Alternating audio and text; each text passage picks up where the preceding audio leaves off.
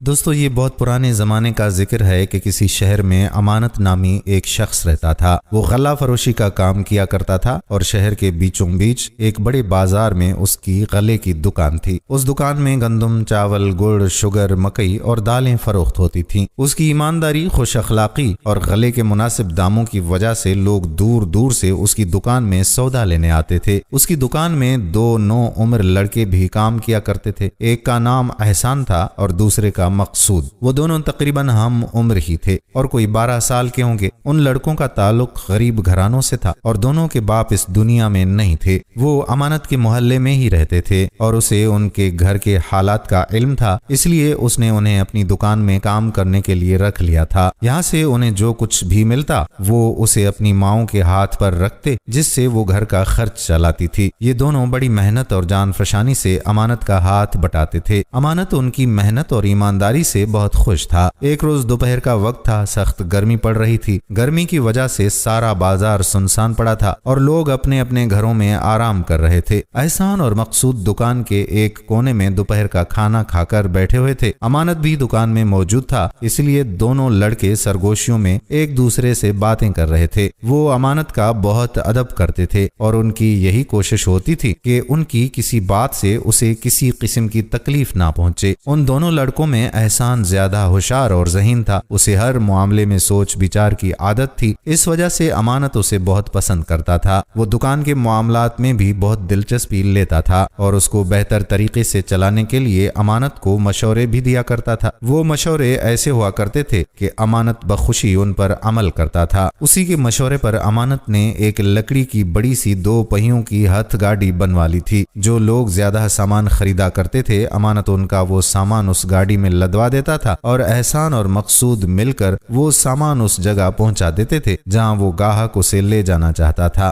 گاہکوں کو اس سہولت سے بہت آسانی ہو گئی تھی۔ اس سے ان کی یہ پریشانی دور ہو گئی تھی کہ سامان کو خود اٹھا کر کیسے لے جائیں۔ امانت اس کام کی اپنے گاہکوں سے ایک دمڑی بھی نہیں لیتا تھا، چونکہ یہ کام احسان اور مقصود مل کر کرتے تھے، اس لیے اس نے ان کی اجرت میں 5 درہم ماہانہ کا اضافہ بھی کر دیا تھا۔ سمجھو یہ ان کی محنت کا انعام تھا۔ اس وقت کام تو کوئی تھا نہیں، گرمی کی وجہ سے گاہک دور دور تک نظر نہیں آ رہے تھے اور بازار میں سناٹا چھایا ہوا تھا۔ اس لیے امانت نے سوچا کہ گھر کا ایک چکر لگا لے، شام سے پہلے پھر آ جائے گا۔ اس نے گلے میں پڑی اشرفیاں اور درہم ایک تھیلی میں بھرے اور انہیں اپنے چوغے کی جیب میں رکھا اور اٹھنے ہی والا تھا کہ دکان کے دروازے پر ایک لمبا چوڑا شخص نمودار ہوا۔ اس کے چہرے پر گھنی داڑھی اور مونچھیں تھیں اور اس نے سر پر ایک کپڑا لپیٹ رکھا تھا۔ اسے دکان میں آتا دیکھ کر امانت دوبارہ اپنی جگہ پر بیٹھ گیا اور اسے دیکھنے لگا۔ اس آدمی کے کپڑے اتنے قیمتی تھے کہ امانت کے ذہن میں خیال آیا کہ وہ کوئی بہت ہی بڑا امیر کبیر آدمی ہے۔ وہ آدمی اندر آ گیا تو امانت نے کہا کہ فرمائیے، میں آپ کی کیا خدمت کر سکتا ہوں؟ اس آدمی کو دیکھ کر احسان اور مقصود بھی اپنی جگہ سے کھڑے ہو کر اس کے نزدیک آ کر کھڑے ہو گئے۔ وہ سمجھ گئے تھے کہ یہ امیر آدمی غلہ خریدنے آیا ہوگا اور انہیں سامان تول تول کر دینا پڑے گا۔ اس آدمی نے کہا کہ میرا نام گوہر سوداگر ہے، میں سلطان پور میں رہتا ہوں اور وہیں میرے غلے کی دکان بھی ہے۔ اس دفعہ سلطان پور میں بارشیں بہت کم ہوئی تھیں، جس کی وجہ سے وہاں زیادہ غلہ پیدا نہیں ہو سکا۔ یہی وجہ ہے کہ مجھے اتنی دور سے آپ کے پاس آنا پڑا۔ مجھے کسی نے بتایا تھا کہ آپ ایک ایماندار آدمی ہیں اور آپ کی چیزیں بہت اچھی ہوتی ہیں اور ان کے دام بھی بہت مناسب ہوتے ہیں۔ مجھے بڑی تعداد میں غلہ درکار ہے، کیا اتنا زیادہ غلہ مجھے مل سکتا ہے؟ اپنی تعریف سن کر امانت بہت خوش ہوا۔ اس نے گوہر سوداگر کو تخت پر بیٹھنے کا کہا اور بولا کہ خدا کا شکر ہے کہ میرے پاس ہر طرح کا بہت سا غلہ موجود ہے، آپ حکم کریں، آپ کو کیا کیا چاہیے؟ گوہر سوداگر نے کہا کہ میں اپنے ساتھ 6 اونٹ لے کر آیا ہوں، بس آپ سمجھ جائیں کہ مجھے کتنا سامان چاہیے ہوگا۔ اس کی بات سن کر امانت حیران رہ گیا۔ اس نے آگے جھک کر دکان سے باہر جھانکا، باہر 6 اونٹ کھڑے تھے۔ اس کی رسیاں سیاہ فام غلاموں نے تھام رکھی تھیں۔ اس نے کہا کہ آپ مجھے بتا دیں کہ آپ کو کون کون سی اشیاء چاہیے، میں انہیں نکلوا کر دے دوں گا۔ گوہر سوداگر نے اس کو سامان بتانا شروع کیا۔ امانت ان چیزوں کو لکھتا گیا۔ احسان اور مقصود نے بڑی پھرتی سے سارا سامان بڑے سے ترازو میں تول تول کر دکان کے باہر رکھا، جسے گوہر سوداگر کے غلام اٹھا اٹھا کر اونٹوں پر لادنے لگے۔ اس دوران امانت حساب کتاب کرنے لگا کہ کل سامان کی کیا قیمت ہے۔ اس نے تمام اشیاء کی تفصیل لکھ کر ان کے آگے ان کی की कीमत भी लिखती थी। सारा सामान 5000 अशरफियों का था। गोहर सौदागर ने हजार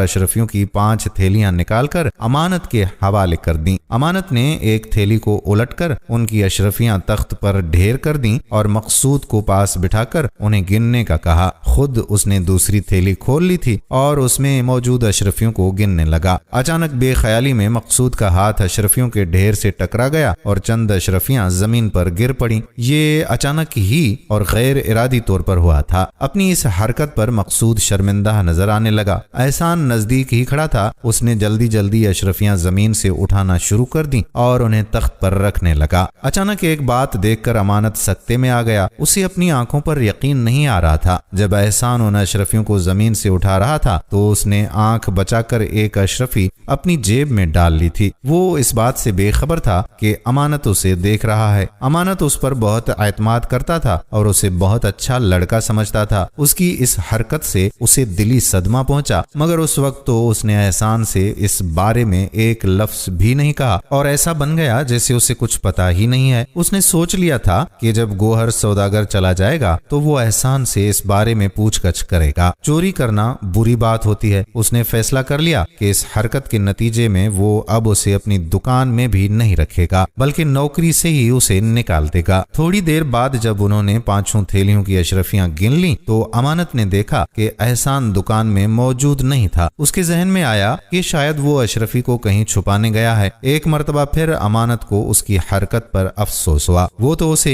एक बहुत ही अच्छा और हाथ का साफ लड़का समझता था, मगर आज उसने एक अशरफी की चोरी करके उसके एतमाद को ठेस पहुंचाई थी। अमानत की दुकान सामान से तकरीबन खाली हो चुकी थी और उसमें मौजूद सामान ऊंटों पर लाद दिया गया था। चारों गुलाम उस मुशक्कत के काम में पसीना पसीना हो रहे थे। अमानत ने मकसूद को बाजार की तरफ दौड़ाया कि वो जल्दी से उनके लिए शरबत ले आए। चारों गुलाम काम खत्म करके एक कोने में बैठ गए थे। मकसूद जल्द ही ठंडा और खुश जायका शरबत ले आया और मट्टी के आबखोरों में डालकर सबको पेश किया। अभी वो लोग शरबत पी ही रहे थे कि अमानत की नजर दूर से आते हुए एहसान पर पड़ी। उसे देखकर अमानत को एक मर्तबा फिर वो वाकया याद आ गया जब एहसान सबकी नजर बचाकर एक अशरफी अपनी जेब में डाल रहा था। उसकी उस हरकत पर अमानत को दोबारा अफसोस होने लगा। वो उन दोनों लड़कों को अपनी औलाद की तरह चाहता था। एहसान की चोरी की वजह से उसे बहुत सदमा हुआ। अचानक अमानत ने देखा कि एहसान अकेला नहीं है, उसके साथ 6 सिपाहियों का दस्ता भी था। थोड़ी देर में वो सब दुकान में पहुंच गए। दुकान में दाखिल होते ही एहसान ने सिपाहियों से कहा कि ये वो शख्स है जिसके मुतल्लिक मैंने दारोगा साहब को बताया था। 2 सिपाहियों ने झुपट कर गोहर सौदागर को अपनी गिरफ्त में ले लिया। इस सूरत हाल से अमानत बहुत परेशान हो गया था। उसने निहायत गुस्से से कहा कि एहसान, ये क्या बदतमीजी है? ये एक मुअज़्ज़िज़ सौदागर हैं, इनके साथ ये सलूक मैं बर्दाश्त नहीं कर सकता। एहसान ने बड़े अदब से कहा, मालिक, अभी आपको सब पता चल जाएगा। सिपाहियों को देखकर चारों गुलाम भी घबरा कर खड़े हो गए थे। मकसूद भी एक कोने में सहमा हुआ खड़ा था। इतने सारे सिपाहियों और उनकी म्यानों में लटकती हुई तलवारें देखकर वो खौफजदा हो गया था। उधर गोहर सौदागर गुस्से से लाल भभूका हो रहा था। उसने निहायत गुस्से से एहसान को देखा और बोला, लड़के, तू मुझे नहीं जानता, मैं तुझे छोड़ूंगा नहीं, इस बेइज्जती का बदला जरूर लूंगा। उसकी बात सुनकर एहसान जरा भी नहीं घबराया। उसने कहा कि जनाब, आपके फरेब का पोल खुल गया है। आप मेरे मालिक को धोखा देकर इन्हें तबाह करना चाहते थे, असली माल लेकर इन्हें नकली अशरफियां थमा रहे थे। अमानत ने ये बात सुनी तो उसने जल्दी से गोहर सौदागर की दी हुई एक अशरफी थैली से निकालकर जमीन पर घिसी और ये देखकर वो हैरान रह गया कि उसका सोने जैसा रंग उतर गया था और अंदर से पीतल की धात नजर आने लगी थी। उसने मजीद कई अशरफियां जमीन पर घिस कर देखी, वो भी सब की सब नकली थीं। ये देखकर गोहर सौदागर घबरा गया। उसने खुद को सिपाहियों की गिरफ्त से छुड़ाकर भागने की कोशिश की, मगर कामयाब ना हो सका। सिपाहियों ने गुलामों से कहकर अमानत का सारा सामान ऊंटों पर से उतारकर वापस दुकान में रखवाया और उनको भी गिरफ्तार करके अपने साथ ले गए। सिपाही अपने साथ नकली अशरफियों की थैलियां भी ले गए थे ताकि उन्हें मुजरिम के साथ काजी के सामने पेश किया जाए। ये हंगामा देखकर आसपास के लोग भी वहां जमा हो गए थे और मुख्तलिफ सवालात कर रहे थे। अमानत ने उन्हें इस वाक़े के मुतल्लिक बताया। वो बहुत खुश था कि वो एक बड़ा धोखा खाने से बच गया। जब लोगों का शोर कम हुआ तो उसने बड़ी मोहब्बत से एहसान को अपने करीब बिठाया और बोला, एहसान, जब तुमने एक अशरफी छुपाकर अपनी जेब में रखी थी तो मैंने तुम्हें देख लिया था और मुझे तुम्हारी तुम्हारी उस चोरी पर बहुत अफसोस हुआ था। ये तो मुझे अब पता चला है कि तुम चोर नहीं थे और जो कुछ भी कर रहे थे मेरे फायदे के लिए ही कर रहे थे। एहसान ने मुस्कुरा कर कहा कि खुदा का शुक्र है कि मेरी बेगुनाही साबित हो गई। जब मकसूद का हाथ लगकर अशरफियां जमीन पर गिरी थीं तो ठन की तरह आवाज आई थी। मुझे अच्छी तरह पता है कि तांबे और पीतल के सिक्कों के गिरने से ऐसी ही आवाज आती है। अशरफी जमीन पर गिरे तो उनकी आवाज दूसरी होती है। यूं लगता है कि जैसे फर्श पर कोई पत्थर ठक करके गिरा हो। उसके गिरने से आवाज में खनक नहीं होती जैसे पीतल के सिक्कों में होती है। मैंने अशरफियों के नीचे गिरने की आवाज सुनी तो मुझे उसी वक्त शुबा हो गया था। मैं सबकी आंख बचाकर एक अशरफी लेकर बाहर निकला और कोने में बैठकर उसको जमीन पर घिस कर देखा तो अंदर से पीतल की धात दिखाई दी, जबकि अशरफियां तो खालिस सोने की होती हैं। उन्हें कितना ही घसें उनकी पीलाहट खत्म नहीं होती। मैं समझ गया कि ये आदमी कोई धोखेबाज है और आपको जल देने की फिक्र में है। ये देखकर मैं भागा भागा दारोगा जी के पास पहुंचा और उन्हें सारी बात बताई। उन्होंने गौर से मेरी बात सुनी और सुनकर मुझे शाबाशी दी। फिर उन्होंने अपने सिपाही मेरे साथ कर दिए ताकि वो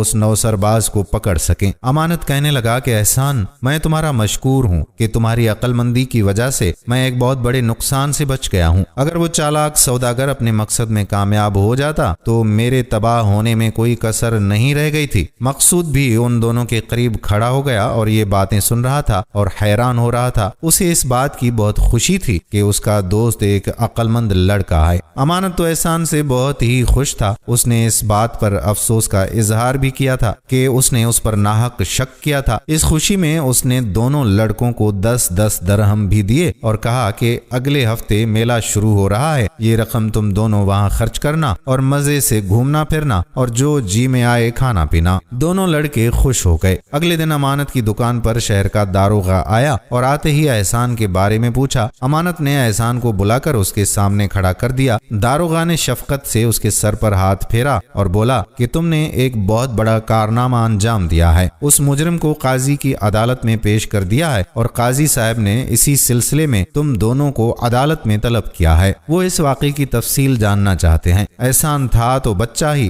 काजी का नाम सुना तो घबरा गया, मगर अमानत ने उसे दिलासा दिया और बोला कि घबराओ नहीं, मैं भी तो तुम्हारे साथ चल रहा हूँ। अमानत ने दुकान बंद की और दोनों लड़कों को साथ लिए दारोगा जी के साथ काजी की अदालत में पहुंच गया। गोहर सौदागर कटहरे में सर झुकाए खड़ा था। थोड़ी देर में मुकदमे की कार्रवाई शुरू हुई। पहले अमानत ने तफसील बताई, फिर एहसान ने पूरा वाकया सुनाया। उसकी बात सुनकर काजी समेत वहाँ सब लोग उसकी जहानत पर अश अश कर उठे। जुर्म साबित हो गया था। गोहर सौदागर को 80 दर्रों और 10 साल कैद की सजा सुना दी गई। इसके बाद काजी ने एहसान से कहा कि लड़के एहसान, मैं तुम्हारी जहानत से बहुत मुतासिर हुआ हूँ। तुम्हारी अगर सही तालीम और तरबियत हो तो तुम बड़े होकर एक बहुत अच्छे और काबिल इंसान बनकर मुल्क की खिदमत कर सकते हो। मैंने पता करवा लिया है कि तुम्हारा ताल्लुक एक गरीब घराने से है, जिसकी वजह से तुम इतनी कम उम्री में मेहनत मजदूरी करने पर मजबूर हो। तुम्हारे इस कारनामे के सिले में मैंने फैसला किया है कि सरकारी खजाने से तुम्हें 5 साल तक 200 दरहम माहाना वजीफा दिया जाएगा। मैं तुम्हारे मालिक अमानत को भी ये हुक्म देता हूँ कि वो तुम्हारी अच्छी तालीम का बंदोबस्त करे। फारिग वक्त में तुम उसकी दुकान पर काम कर सकते हो, जिसका मुआवजा वो तुम्हें अदा करता रहेगा। काजी की ये बात सुनकर एहसान को जरा खुशी नहीं हुई। ये बात काजी ने महसूस कर ली थी। उसने हैरत से पूछा कि तुम खुश नहीं हो लड़के? उसने कहा, मैं खुश तो हूँ मगर ज्यादा नहीं। एहसान ने बड़ी साफ गोई से कहा, इसकी वजह क्या है? काजी साहब ने हैरानगी से पूछा। जवाब दिया कि इनाम का हकदार मेरा दोस्त मकसूद भी है। अगर उसका हाथ लगने की वजह से अशरफियां नीचे ना गिरती तो मुझे उनकी आवाज भी सुनाई नहीं देती और मुझे पता भी नहीं चलता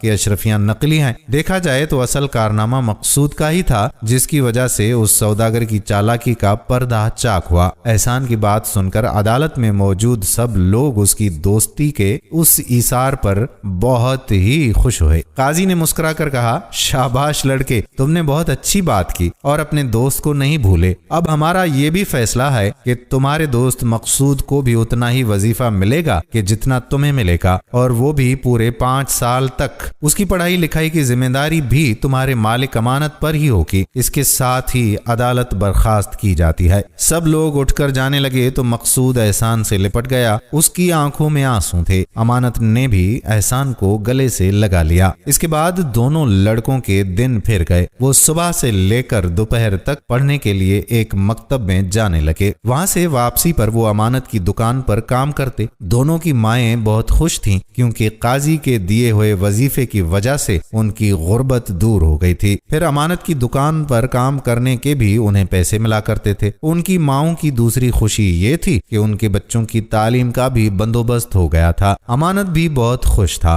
उसने फैसला कर लिया था कि एहसान और मकसूद जब बड़े हो जाएंगे तो वो उनको भी गले का कारोबार करवा देगा, और उसने ऐसा ही किया। दोनों लड़कों के पास बहुत सारी रकम जमा हो गई थी। चंद सालों बाद उसी रकम से अमानत ने उन्हें अपने पड़ोस में ही 2 दुकानें खुलवा दी। एक दुकान एहसान की थी और दूसरी मकसूद की। अमानत को देख देख कर उन्होंने कारोबार के तरीके सीख लिए थे। वो अमानत की तरह ही ईमानदार और खुश अखलाक थे। उनकी तालीम भी मुकम्मल हो गई थी और ये तालीम उनके कारोबार को चलाने में भी बहुत काम आई, जिसकी वजह से थोड़े ही अरसे में वो दोनों दिन दूनी और रात चुगनी तरक्की कर रहे थे। दोस्तों, इस्लामी मुआशरे में ये होता है अदल व इंसाफ। हम उम्मीद करते हैं कि हमारी आज की वीडियो आपको जरूर पसंद आई होगी और अपने दोस्तों अहबाब के साथ इसे शेयर भी जरूर करेंगे। आने वाली वीडियो तक अपने मेजबान कादिर बख्श कल्होड़ो को इजाजत दीजिए। अल्लाह हाफिज।